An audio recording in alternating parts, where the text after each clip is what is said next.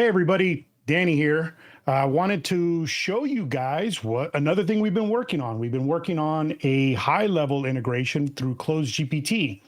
And for those of you that don't know, CloseGPT is our AI software that's able to have conversations. And since so many users use Highlevel, we developed a snapshot and an integration that allows you to use Highlevel with our system. Okay. So what I'm going to do is I'm going to do a brief walkthrough, right? I'm going to try not to make this too long, but I want to let you guys see and know what to expect of what it takes to be able to integrate it. Okay. One thing I still have to do before I release is I want to build help docs, or maybe I just need to re-record some videos for step-by-step stuff. Okay. So let's begin. Let's talk about what we have in CloseGPT. All right. So the way that it works, and this is just an AI employee that I was just playing around with, it's kind of a demo one, is when we want to connect to an external system, we use hooks, right? We use webhooks. And when we create a webhook, we have to go through here and you can name your agent, and I'll put AI high level demo, give the name of a webhook. This is where we're creating the beginning of the connection, right? And what we're going to do is we're going to end up basically, we're going to have to populate these two items right here. And I'm not too worried about the payload. And I'm just going to go ahead and just hit save. Now, I'm real big, and this is the one right here. I went ahead and just saved it. That's the way that I do it. And let me go into an account here. Let's see. Hold on. Let me see where I got to get to the right one. Give me just a second. All right. And do a tab. I want to get the right one. Here we go. All right. So now that we have the right tab here, I want to show you that this is basically a clean account. There's nothing else in it. And what I did is I just loaded the snapshot. All right. The high level snapshot that we built. And I'm going to go ahead and quickly give you an idea what it takes to set it up. I'm going to go to my settings. And the way that we broke it up is we have a few folders that configure everything in the high level. Okay. So what we're going to do is real quick is we're going to go in here into the channel settings. And the idea here is that we put a Y in the value if we want to enable these channels. Okay, so I want to make a special note, even though we configured it, we don't use the email. I don't recommend most people do the email, but you can build something. We built the framework for you to do it. And then I know that the WhatsApp is kind of unusual, but all these other ones here, you know, the SMS, the live chat, the Instagram, the Google Business Profile or GMB, Facebook Messenger, and the legacy chat, I call it. All I have to do is put a Y there and it will enable the channel. Okay. So if I wanted to just do SMS, I am going to edit it, put in the value of Y, and now we're setting it up that it's going to work in those channels. And maybe you're going to set them all up. There's no harm in setting them all up and enable it, because whenever there's an incoming message, you still want to enable the AI employee, which is a custom field. Okay. And we'll do that in another video. So we've configured to enable it for SMS. What else do we have to do? We need to do our integration settings. Okay, now this looks really, really intimidating, but all we need to do is really set up these first three. The reason why there's so many here is because we can use 10 different AI employees, each with their own goal with this loop, with this snapshot. Okay, so now we want to put these in. We're going to set up employee 1. All right. So I'm going to go back and I'm going to go back into my webhook. And this is the employee ID. I'm going to copy that. Oh, let me change my screen again. Sorry, guys. Let's see. We're going to be doing a lot of back and forth. Set up bot. Here we go. So I'm going to go back a step, right? So I'm going to go ahead and grab this pencil here. This is the one I connected. And I'm going to grab this ID, right? And then I'm going to switch my screen again. You guys have to forgive me.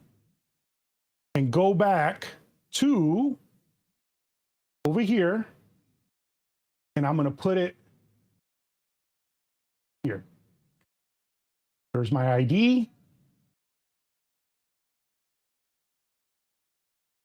And while that's updating, let's go back and grab the URL.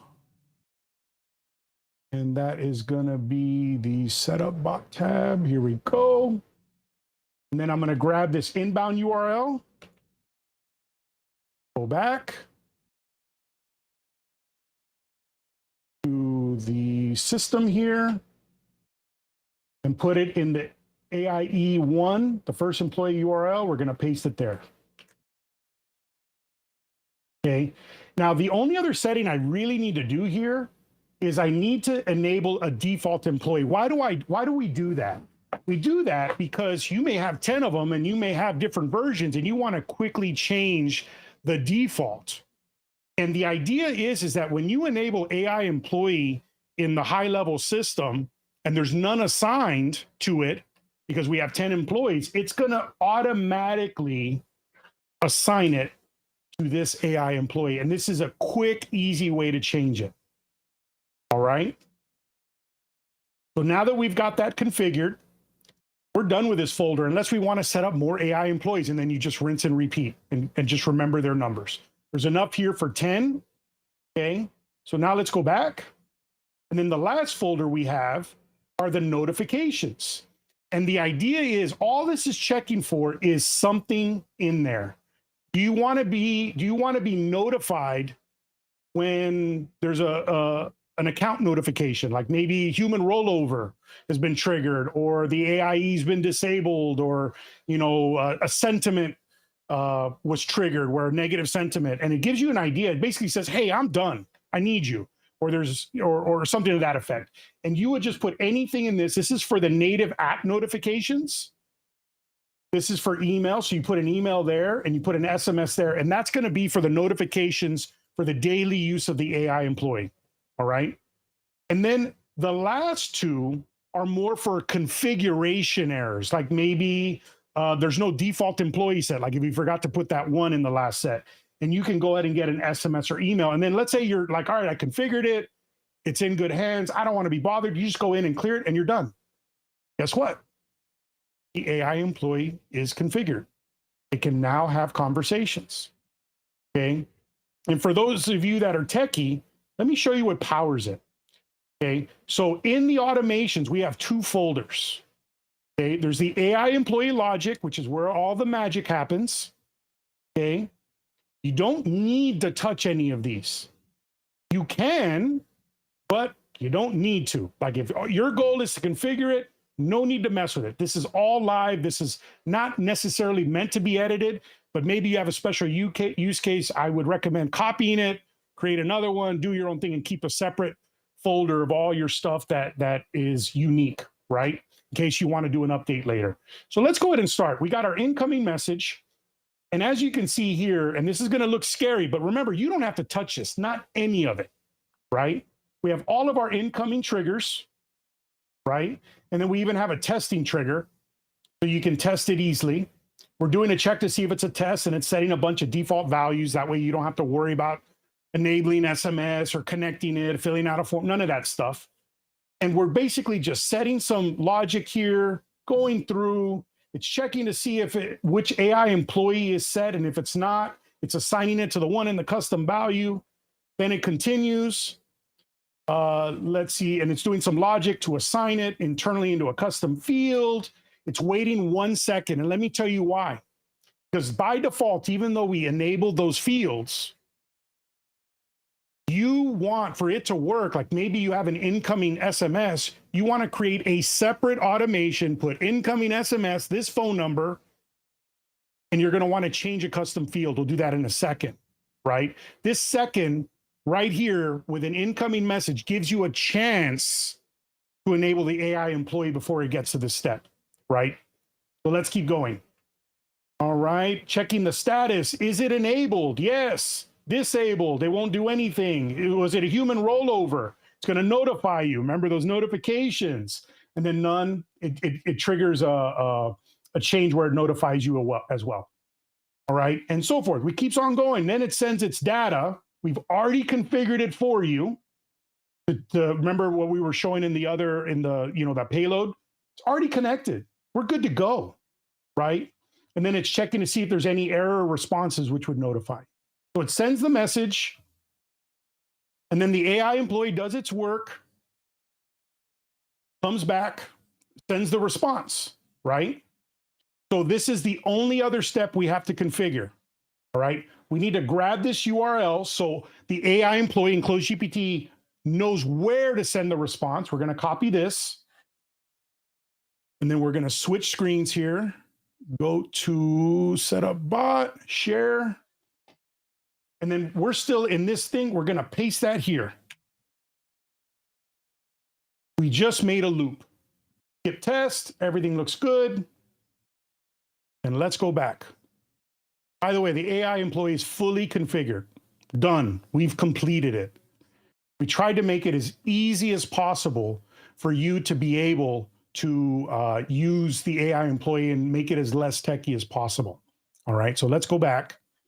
So now that it's coming back in, right, it's doing a lookup, it's checking some settings, making sure that in the meantime, human rollover wasn't triggered, whatever, okay?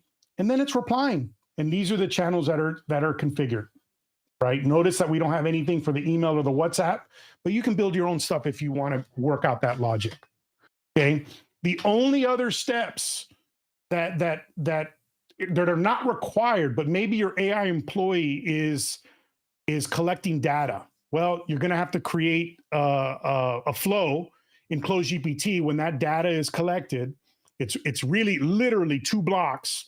Send all that data to another incoming webhook, right? And that's what these templates are for. Okay, so we're gonna go back. Remember, we didn't have to touch any of this. All we had to do was go in there and grab that URL, right? And then this is where these are optional. Okay, we only built one for one employee in their templates. That's why they're in draft mode. Okay, because you never really want to edit something that's coming from a snapshot, because the next time we push an update so what we recommend is duplicate and make a copy, duplicate workflow, and then enable that one, and then that one is protected. And this way, when we push an update, it's always going to edit the one that you haven't touched, and you can see if you like it, and then you can make your manual changes or duplicate that and do what you got to do. All right. So when we have an incoming form, this is what I was talking about. You're just going to have to grab this URL, put it into our system, so all the form data comes over here, do a test, and then map out add your custom fields that you want to send it to with the payload, which these are already given as examples. And now when your AI employee is collecting data and everything, makes it all the way back over here. Okay. If you're going to be doing a calendar, I recommend you grab the calendar link and put it into the prompt in CloseGPT so you can book appointments. And the reason why I recommend doing it that way you stick with using the Highlevel calendar system exclusively. And this way you can set your own reminders, your cancel and reschedule, and just make that a static thing, right? And you can create another automation that if they want to reschedule, you can have AI employee number 2, and its job is to book another appointment where it gives them the link again. That's what I recommend, okay? Then the last thing, and this is really the thing I'm most proud of, if you want. Now, for those of you that know, one of the most powerful things in CloseGPT is the fact that we have stages, right? And let me go ahead and bring up an example, okay? So we're back over here. Let's go to our AI employee, and we have these stages, right? Well, it's kind of hard to be able, let me rephrase. And we have trigger actions. We can do all these cool things in our CloseGPT system that work really well in our system. Well, it's not really easy to connect every action to every action, via API and webhooks and all that other stuff. So what we did is we came up with something really, really cool. All right. We modified our system to make it easier over there to be able to create a similar functionality, without having to do it over here. Okay, let me explain. So you know how over here we can add a tag. Let's say they go to stage 2. Let's pretend we want to add a tag, or we want to add to a pipeline, or we want to run an automation, or whatever, right? Well, over here it's easy. We just click the button, we do what we got to do. How do we do that in Highlevel? Well, this is what we built. All right. So let me switch my tab one last time. All right. And now we created this template for you. Custom actions by conversion stages. So what is it doing? Whenever there's an incoming message, we get a response. And all it's doing is it's checking, is it employee 1? Because remember, this is employee 1. So if you're going to create multiple employees, you would copy it and just change a few things. But most of you are just going to need one, right? You don't have to change anything here for employee 1. But remember I said on stage 2, I wanted to add a tag? These are the stages when we put up to 10, where when it hits stage 2, we're letting it know over here that we're in stage 2, and all you have to do the same thing is add your contact tag. You want to update in a pipeline over here based on a stage, like maybe they're interested. Do your, I believe it's, I don't use Highlevel much anymore. Create update opportunity. So now you can update a pipeline based on the stage. So anything you can do in Highlevel, you can do at any stage. We're rather proud of that. So that's pretty much it, guys. Like, there was a lot of time that went into this. I do want to give a special shout out to Brady Bell. I built one version that some of you have already seen, and then Brady built another one when he looked at our system, and he did some really cool stuff. Very talented builder. And then he showed it to me, and I'm like, man, that's a great idea. And then what I did is I take another stab at it. I put what I liked in his system. I put what I liked in my system, put them together. And I tried to make it as easy as possible. And this is what we came up with. All right. So this thing is, all I have to do is make one quick edit to the, we added some new actions today to be able to notify you of different statuses. So we got to build that in.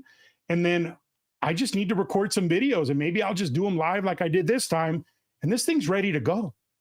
So if you think this is pretty cool, make a comment below. I'd appreciate it. Show some love, and we will see you guys.